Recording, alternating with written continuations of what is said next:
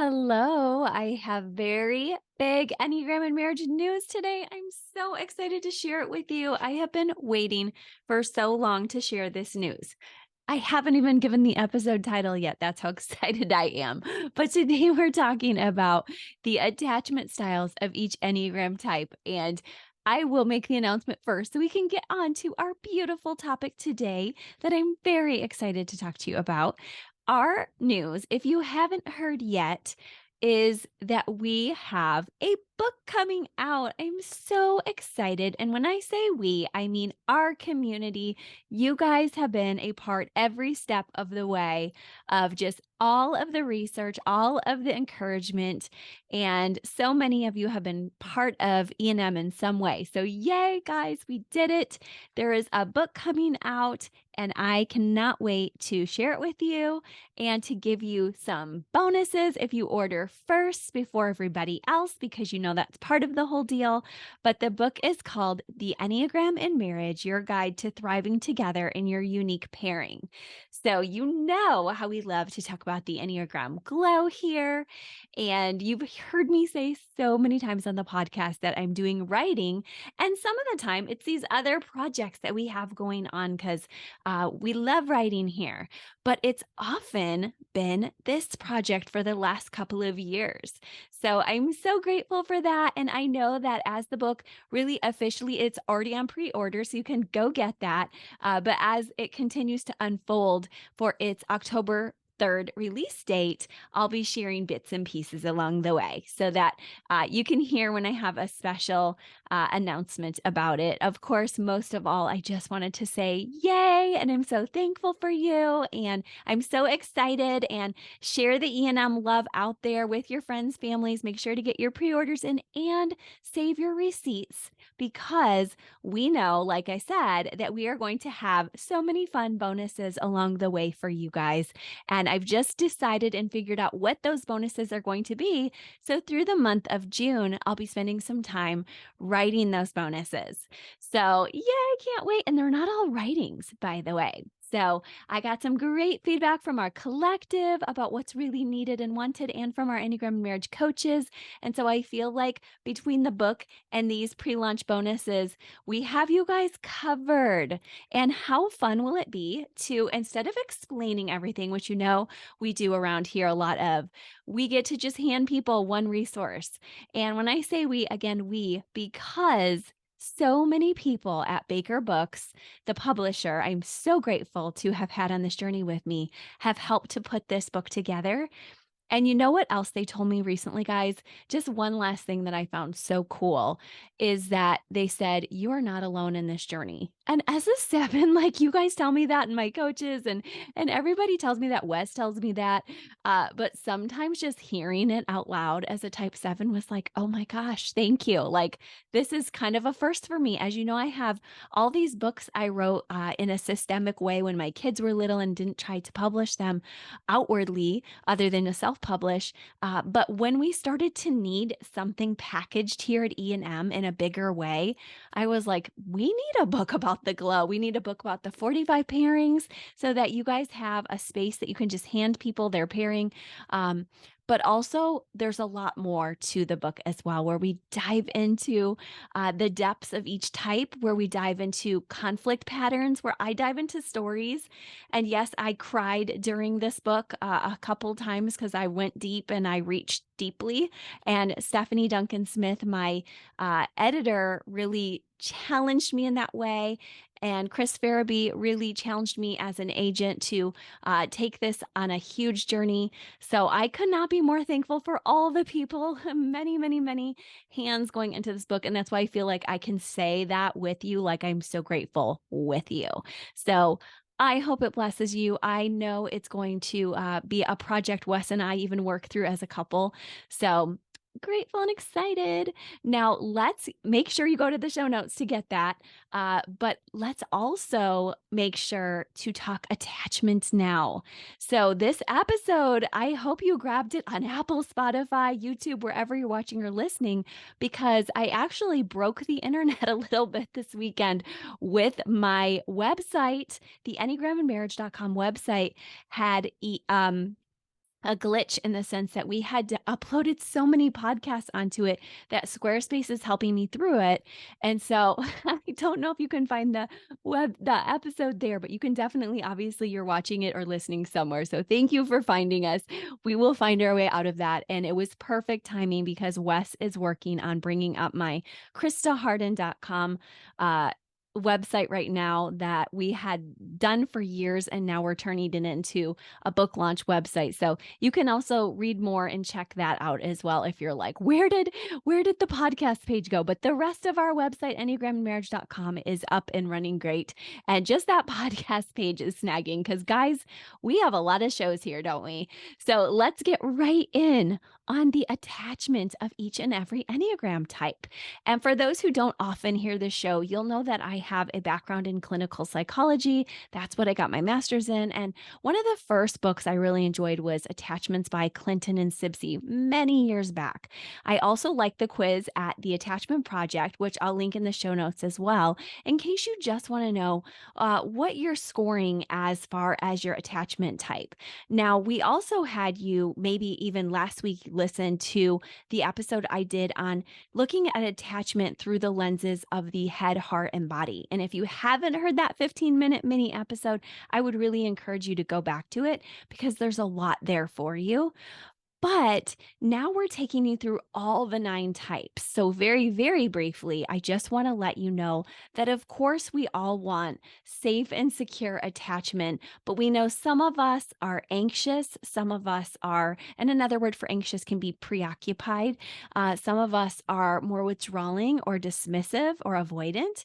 And then some of us even have a combination of those where we're like, I can be stable at times, but in certain circumstances, I can even have disorganized attachment. And we can go deep on a number of levels. We could take this in the triads like I did last week with the heart, head, and body. You could talk about this with instincts. You could talk about this with stances. I've heard the Art of Growth podcast do a great job on that. And there are so many ways, but today I just want to take us through type by type so we can truly look together at how each type generally approaches attachment in marriage. So I also said this last week, but I want to make sure I repeat it. I'm not going to just take you through and say, like, the avoidant people are these types, or these types tend to be the anxious types. You already know that if you have any kind of Enneagram awareness, which types are avoidant and anxious, etc. But I want to take you through some specific attachment blocks or hurdles that are very practical for you to know. I don't want you in your head a lot in this episode going, I have to remember this label or this title. Much more, I care about you and your partner learning how to calm yourselves when you're feeling like your attachment has been breached or disrupted. So taking you type by type, that's the language I'm going to use, practical language, and I'm leaving the attachment project for you if you want to dive in deeper, or the past episode we just did. So type 1s, if you are looking for healthy attachment, one thing I want you to do, and I was just encouraging a one client of this week, is I want you to really look at your partner and ask them how you're making them feel loved or safe or good. Now, you hear me using a bit of triad language here, but what I want to really get at with you is oftentimes you've checked a lot of boxes. I've done good, I've done well, and I need to be given back recompense for that. I've earned it.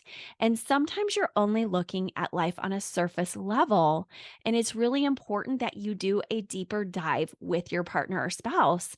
And I'm going to tell you, hold on tight when they give you the answer, because if you come to them with a defensiveness, or if you come in with the tension that sometimes they can see about you that you don't always experience yourself, then you're going to miss out on the chance to really give them the truth. And that truth is that, I hope this is true, you want to know how you can help them. You want to be safer and healthier and more heart to heart with them. And you're willing to slow down and do the work to get there. You're not looking at them or this as a checklist to get done. You're like, I'm here and I'm in. And I know you're a compliant type. And so take that as a good piece of news that I know that you want to be with, not over your person, but with your person. So make sure you bring that in for attachment conversations. And if you want to feel healthily attached, I also want you to be vulnerable to use that kind of language, not just the to do checklist of what can I do for you as far as acts of service, which ones can be prone to, but really just to say, look, I'd love to really make sure we're deep, to really make sure we're doing okay. And that's even a great question to ask in a lot of marriages, not all, but a lot can be a trigger for a few, but are we doing okay? And waiting for the answer, pausing, breathing. And we've got a whole other episode for you on conflict cycles. So if you go into that, you go back to that episode just a few episodes ago with the DiLorenzos, the number one marriage podcasters, and there's so much there. And their book is even better. I got it, and I was really happy to get the physical copy too after the other copy, and it was so good. So that's on its way to you, hopefully as well for that. So that is important for you to know as a one that there is hope for your conflict. Conflict is normal. Let it be in there. Don't let it fester underneath the surface. Talk about it. This is your way to attachment, I promise. And it will not be perfect, but it will be close and secure together. And that is the goal, not perfection.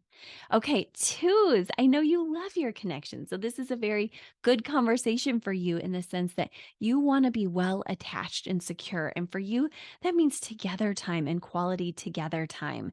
And when you're not feeling well attached, you want to know practically how you can get there. You're like, I will do whatever it takes to make sure this relationship can thrive. And that's a beautiful thing. Now, I don't want you to lose your boundaries in that either, because people pleasing and codependency can be a really huge piece of anyone with a two arrow wing or who is a two. And it's so important that you understand the dynamic of true healthy attachment allows for some personal time for your partner to decompress and even for you to decompress and get some personal self care so that you guys can come back clear headed. Twos can slip into that eight space of really being big and losing their temper. And so it's not a bad thing to be big and to finally get to speak out, but using that eight strategically and with wisdom won't chase your partner away and just make them stereotype you. I think twos deal with a lot of stereotypes of, oh, I'm just all emotion, all love, all femininity, or all this piece of just perfect love. If you're a guy, people probably say you're Christ-like. Like these are great things, but they can really hurt if people don't know. Yeah, twos have bad days too. We don't want the other labels for when those days hit. And you can't help what people will label you, but what you can do is work on your own countenance, and you can work on being expressive and bold and boundaried. And that's your work to do for healthy attachment, as well as, like I said, definitely leaning in for the actual questions of what can I do? Sometimes with twos, there's this sense of magical thinking like, I already serve so well, there's nothing I could do more.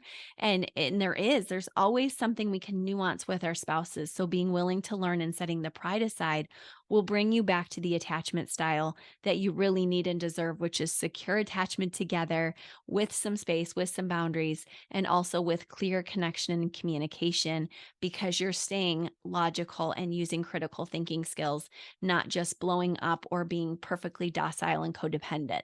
And also directing you back to the DiLorenzo episode a few back on conflict so that you can get help there as well if you need more, or any of our other episodes. Okay, now type threes.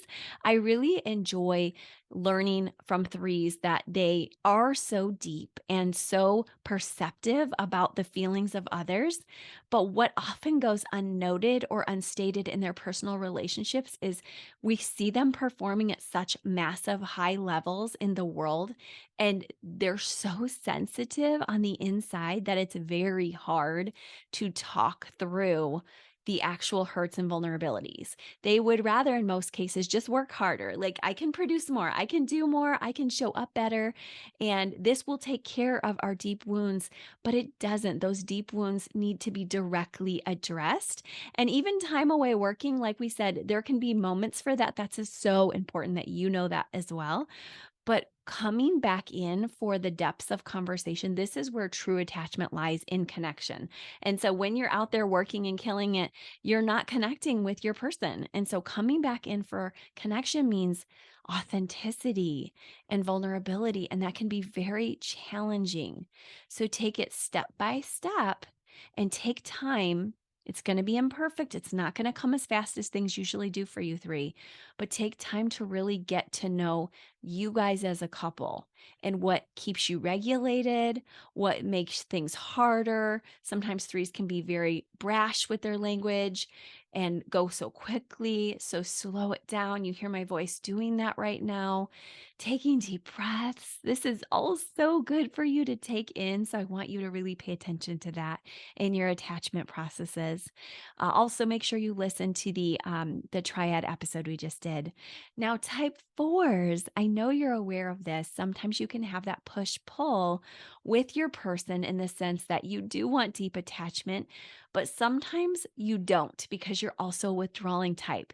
And so they can feel confused and leave you to yourself and to your creativity and to your art. And then you're wondering, where are they? I want to know why they didn't come for me.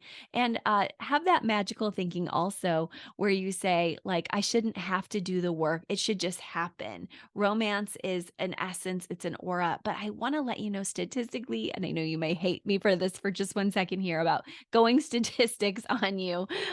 The passion or sort of mystical relationship motif doesn't usually have the same, and of course, this is a bell curve, but happiness as a growth or grit marriage does. So, really allow that to sink in with a deep breath. That healthy attachment for a four looks like a lot of hard work and humility of learning new things, even things you thought would be always so natural, but actually working for it and leaning in and not out more and apologizing and yet not swallowing whole that you are bad or wrong. Just acknowledging all relationships take work and they're messy, and there is something romantic there about that. They also have their makeup times, and that's wonderful. But try to give your spouse some actual indicators for what makes you tick. And that means being a bit of a scientist, not just an artist of yourself. Okay, so type fives, what I want you to remember about attachment is exactly that. You need to attach. Attachment takes work and it takes presence. And you're so good. I know you're a relationalist and that you're a huge giver and that you have a huge heart.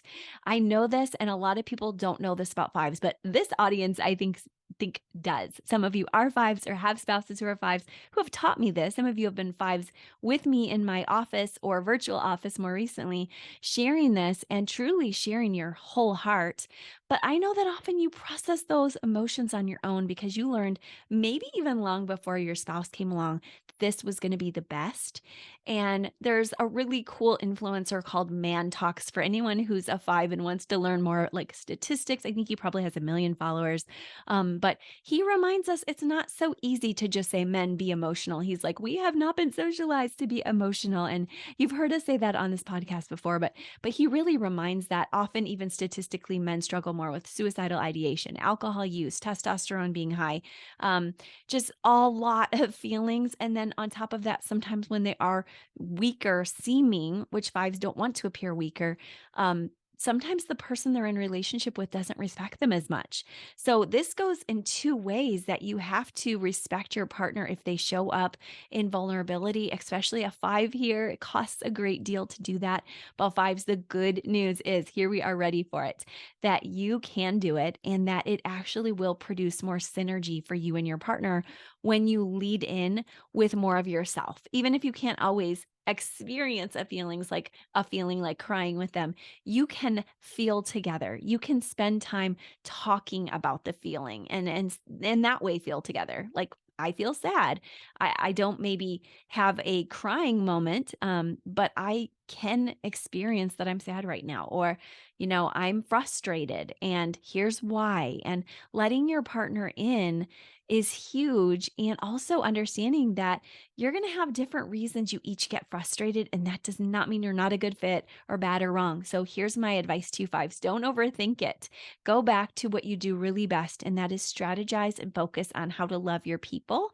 And also, of course, there may be boundaries you need to set to say, if I'm going to do attachment work in my marriage, I really do need a little more time in my day to spend with my small group of people, like maybe just me and my spouse sometimes. Or I have to tell people no sometimes, that I can't work on projects with them because I'm focusing here and I do have that limited amount of energy. So don't be afraid to set the boundaries you need so that you can come right back here.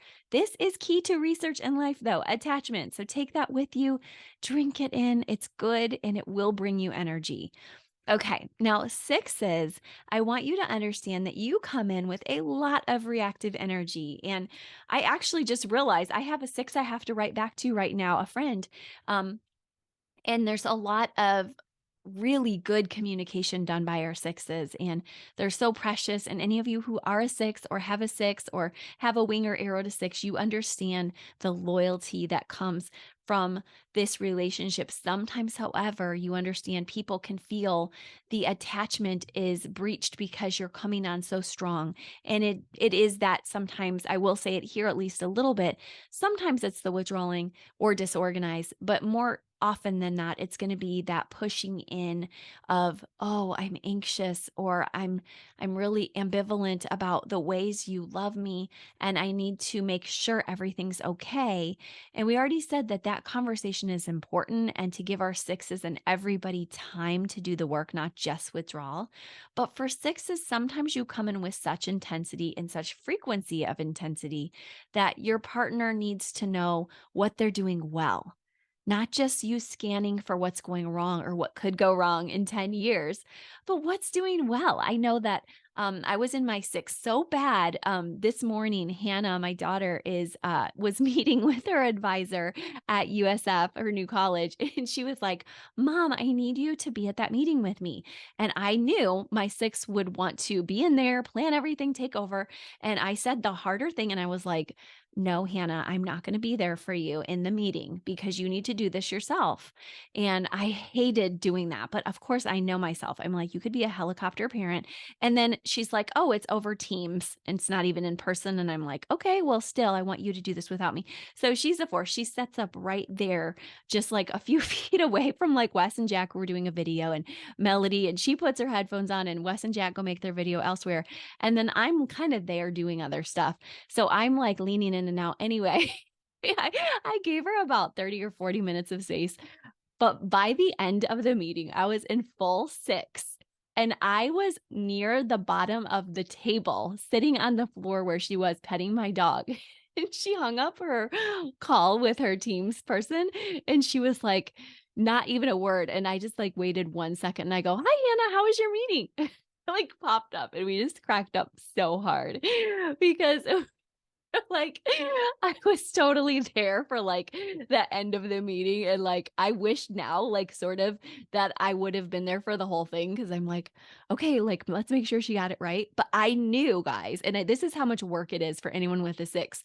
I knew that she needed to do this for herself, and I also knew, and my sister was sort of guilting me, my 3 sister and I were laughingly texting about this, and she's like, "Christa, I was like, the kid's father was there for their meetings, and my son was there for his younger," and I'm just like, "Okay, like it's not bad for me to be with you, but knowing that 6 intensity, that's what I was working with, was this is sometimes a handicap for us in this family, and I need to make sure that I don't do everything for everyone and that I give them some space to be learning without me." So just make sure you do that about marriage too. Don't do all the work for the marriage. Let your spouse do some of that. Challenge them with that. I know it's so scary because and I know what could happen. But the truth is, faith means doing this, like lifting up hands to God and saying, at the end of the day, it's all going to play out the way it does. And I'm not just going to be that destiny based, as I said to the 4. I'm going to put the work in of relationships, but don't put all the work in. Let your partner do some work. Let them show up for you. And also, Don't bombard them with negativity. That's my biggest piece for you. All right, sevens, similar to six, five, this thinking triad is so similar together. So I won't go on long about sevens. But I think for you as sevens, you do need to do your work in this way. Healthy attachment doesn't just look like your spouse or partner taking up fun with you. It doesn't look like just having adventures. It looks like hard conversations where you set in and work on what's really going on under the surface. And that is scary for sevens. And I am using a word that sevens don't use a lot, but I'm just going to say it, scary. I am saying it one more time, 3 times. I'm scared.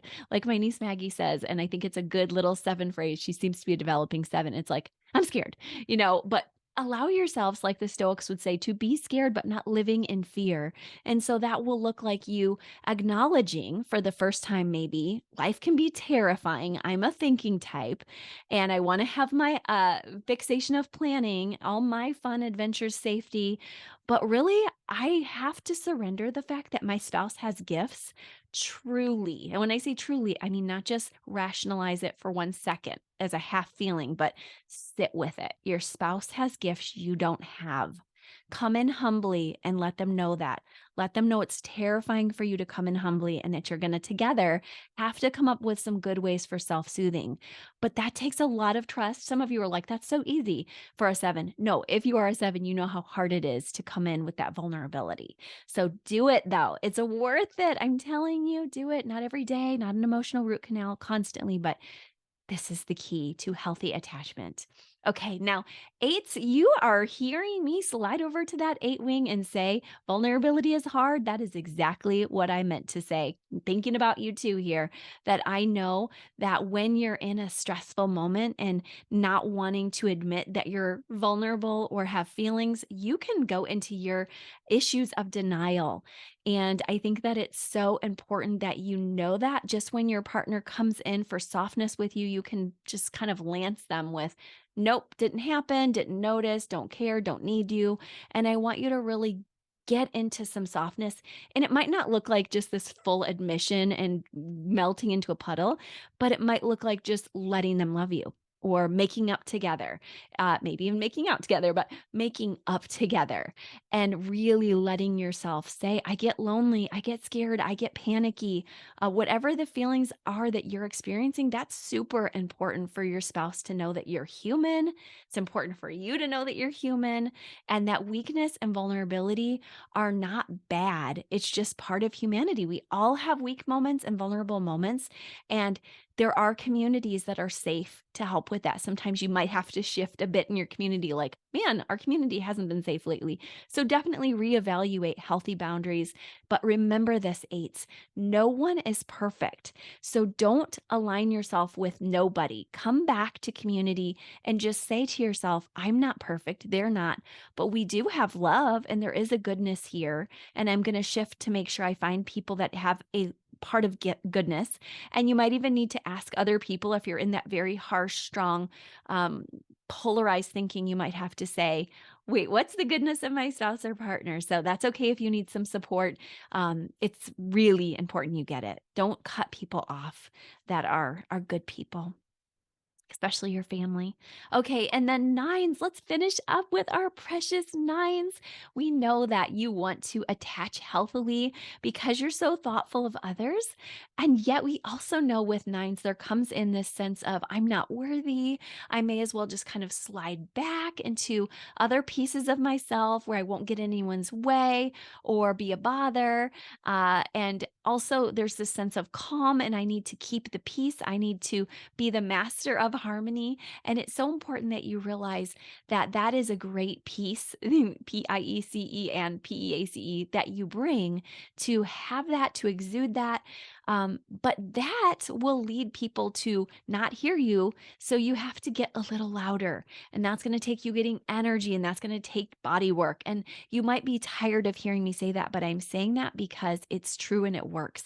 And it's a bit of a slower start sometimes with our nines, but once you get into your body and you start getting that massage or getting that workout in, even a cardio workout, stretching, yoga, whatever it is, you start to embody, I can do things, I can move, I'm important, not more important than anybody, but that I have value and something to say.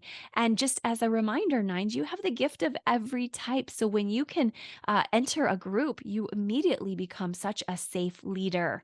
And I really was happy when my daughter's teachers told her that they were like, for next year, make sure you come in with your leadership. People need that.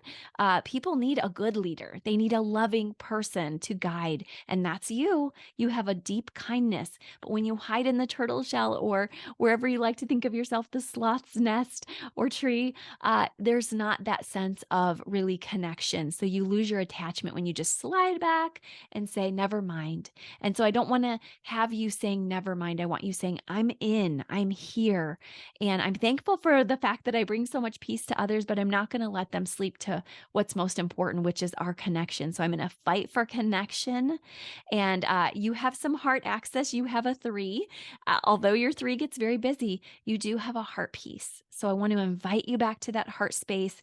And even you guys, if you're a type that doesn't have as much heart access, I want to invite you in. We all have access to all 9 types. Ultimately, we want to be as well-rounded and expansive as possible and hold the gift of our own beautiful types as well. So make sure, nines, that you are all in and get the help you need. If you need a good listener, get a coach. If you need to hear some of our episodes on how to walk through conflict, we are here for you. And you can write us as well. We are listening, and lots of episodes for you, nines. Okay, well, let's talk soon.